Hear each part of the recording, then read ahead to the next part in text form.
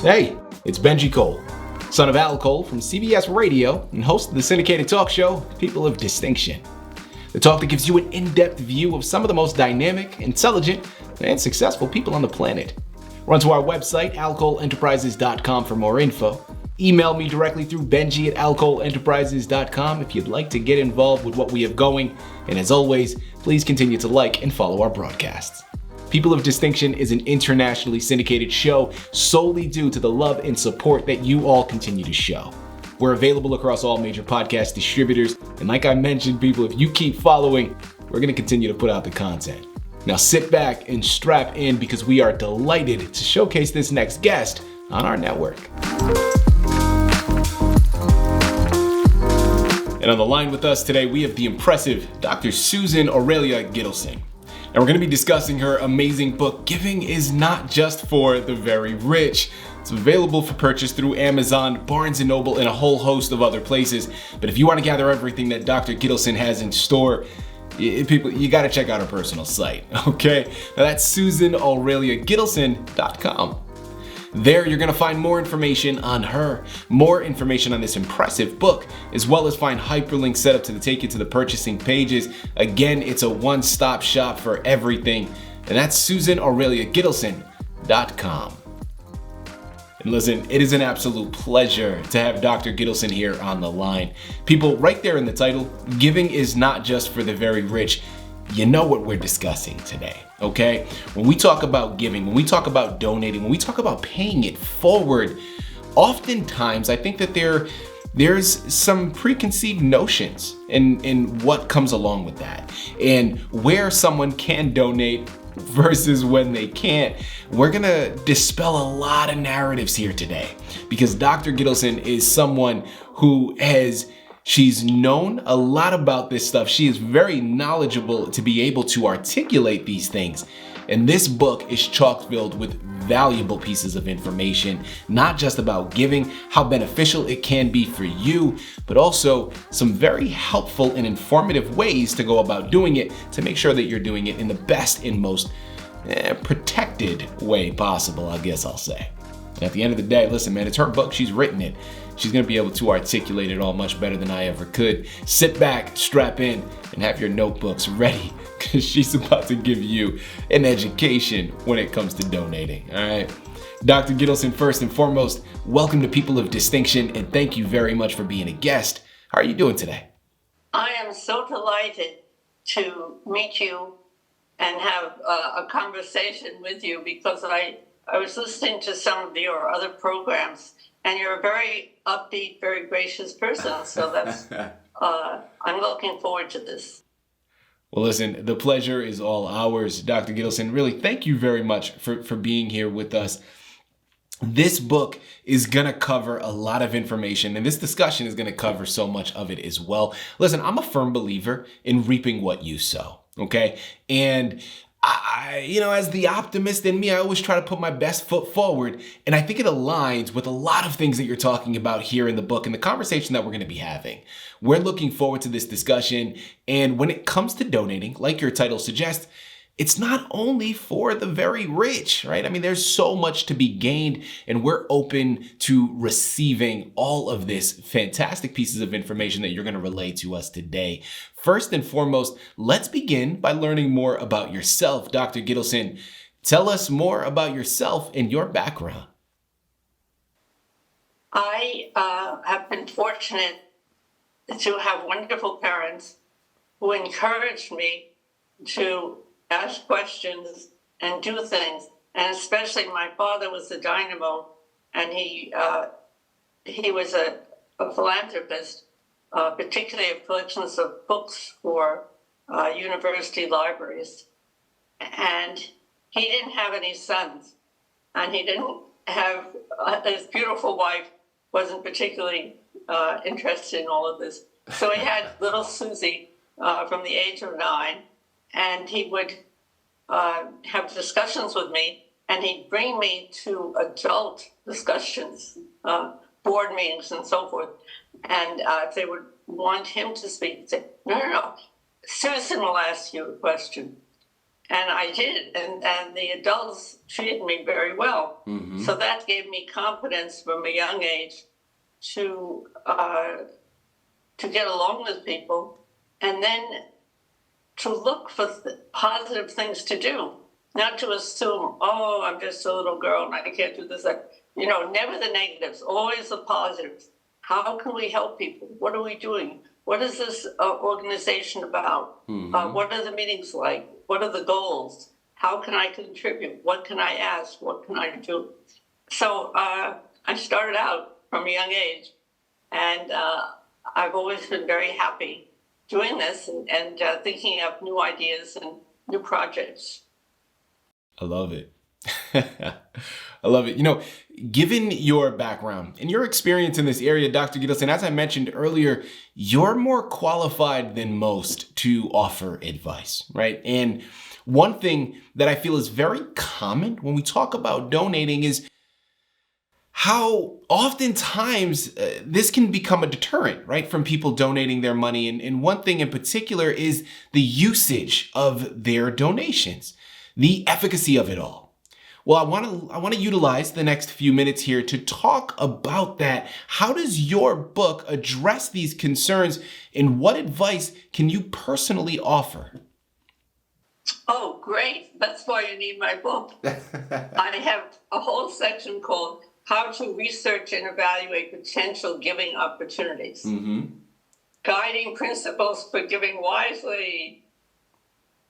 Find out all that you can about. In other words, instead of worrying too much, it's much better to do research and learn all you can about the organization the organization that's soliciting your help, and doing research on them. And then to be very careful of scams, such as organizations that choose names that sound like genuine organizations but are not. And I just went through a scam. It was terrible. So it really pays to be very careful. But I came out of it alive, thank you very much. And be certain that these organizations are sufficiently transparent about their administration and fundraising expenses. Because someone could ask you for $100 or $1,000. What percentage of the funds that you would give would be given for the real activities that they're talking about? It's so important to be aware of every step of the way, because unfortunately there are too many people who say, oh, here's my cause, and it's so important, and just give me money for it. And then you find out that they are keeping the money for themselves, which is not, which just defeats the purpose, and it makes you wary for another situation.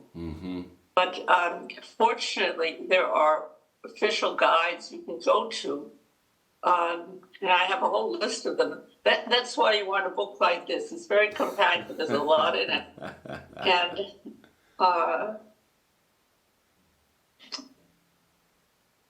I'm looking for, I list some of the organizations. Here, the main watchdog agencies: Charity Navigator, Better Business Bureau, GuideStar, Great Nonprofits, the Independent Sector, and so on and so on. So that there are organizations that have been in business for a long time. They have a lot of experience, and they can be guides because, again, people who want to take advantage of others can adopt names that sound similar to a genuine organization, but they have their own personal interests that is more important than the organization. So everything takes a lot of work and effort, but it's worth it, because the more we give to others, the better we feel about ourselves. And in order to have the right kind of relationship with others, we have to know who they are. and not just give to somebody, oh, I need money, I need money. No, no, no, no. Who are you? What are you doing? Mm-hmm. How long have you been doing this? What percentage of the money you're asking for is really going to be used for the cause? You know, there's so many things to look into, and also to read about. The more you read about people who do things properly, the more experienced and intelligent you can be about whatever you are planning to do. You know, people, so many fantastic pieces of information. I'm telling you, this book is a wealth of knowledge, and that's why you're going to have to head on over and pick it up. Again, it's Amazon, it's Barnes & Noble, but also check out her personal website, SusanAureliaGittleson.com. The book is called Giving is Not Just for the Very Rich. Remember the name Dr. Susan Aurelia Gittleson, because this is one you need to add to your shelf, and this is one that's going to help you move some mountains, because there is so much to offer here. Head on over there today, pick up your copies. You know, Dr. Gittleson, you mentioned a moment ago how donating can do a lot for the spirit, right? And make individuals feel good. Well, let's explore that a little bit further now. Talk to us about how the act of giving can sometimes foster a sense of purpose and identity, right? I mean, what are some of the positives of donating in your mind? Thank you. This is so important because one doesn't even have to donate money to show concern for others, to smile at others, mm-hmm. to praise others because they are taking care of children or parents or the neighborhood, whatever it is, to be part of a network of positive people. And so much comes back to you when you reach out to others, you take care of others, you learn about others, and then you have a glow. And it's not money. But it's, I can be a useful person. Now, I've always been concerned, of course, about women because too often they've been put aside and mm-hmm. not given sufficient credit for their good ideas and for what they're doing. But recently, we have a new situation with young men who always thought they would be the breadwinners and they would get the jobs and everything would be all right for them. And these days, a number of them are having problems because of AI. The jobs they thought would be available to them may no longer be available. Well, again, to go into a sense of depression, do you feel, oh my, I have no future, there's nothing I can do. Oh, I have to take drugs. And some people, as we read, have even committed suicide. They just don't have a sense of purpose and a sense of self. And this is where we want to help them. And we want to encourage people to join groups. And whether it's in the home area or it's in the university or wherever they are, to work together and see that they can be really helpful.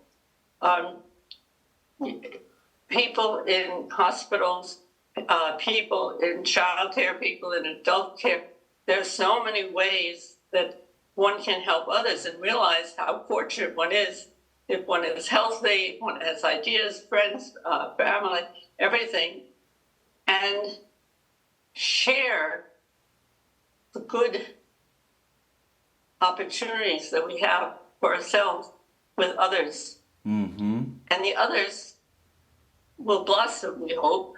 Some of them will. And their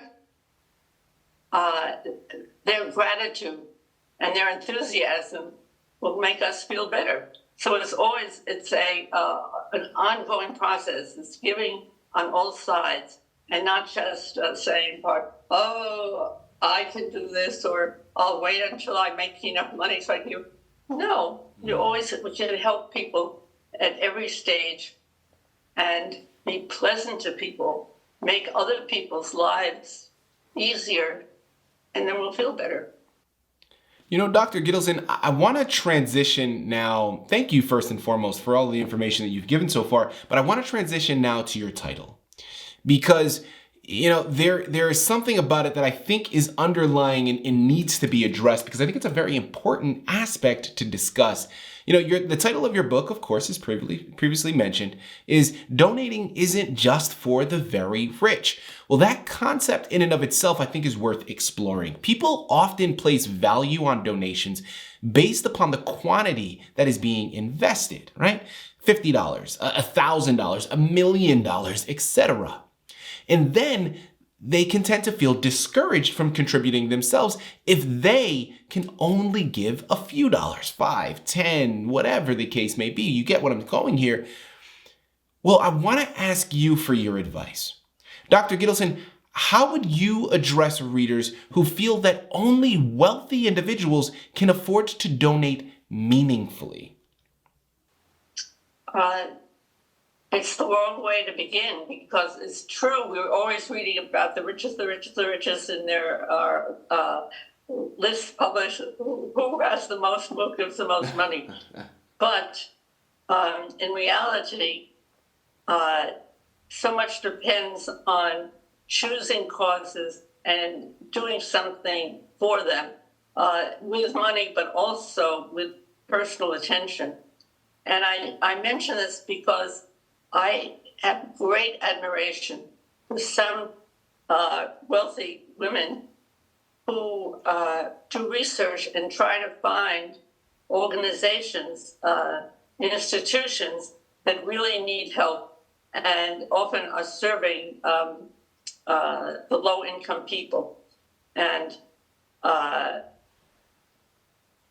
for example, Jeff Bezos is now one of the wealthiest billionaires. Well, he started out with a wonderful wife, and somehow he was so busy with Amazon and then with enjoying a social life that they got divorced.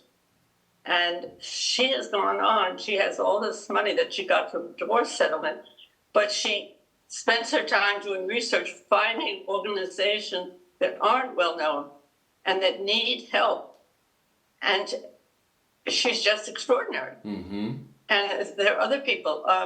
We know Bill Gates. Well, his former wife, Melinda French Gates, is the same kind of person, that she's giving funds to people with very little money for medical school education for people who couldn't afford to go. It's just if we can find causes that are really worthwhile and see that without our assistance, whether it's financial or otherwise, a lot of good people would never be able to contribute. So therefore, we can help others to give. And again, it could be in a small way, it could be in a large way, or you start out small and things can grow. But the main thing is to always look around, how can I be helpful? Someone like Michael Blooming, forgive me, one of our wealthiest gentlemen, who really built his fortune by himself, and he also he gives money to his alma mater, and for people who don't have much, and this way they'll be able to afford to go to university. So they're wonderful people, whether it's on a larger scale or a smaller scale, but at least they are so concerned about others that you find ways to help them. People, listen, I'm about to donate right now, okay? Dr. Gittleson has got me inspired. I'm about to take out my wallet and head, no, listen, joking aside here, I'm loving this discussion though, Dr. Gittleson, I really am. You are so informed. And it really is an inspiration seeing and hearing what you're saying. And people, listen, the book has so much more. Closing out now, Dr. Gittleson, looking forward, what changes would you like to see in society's approach to philanthropy? And how does your book contribute to this ongoing vision?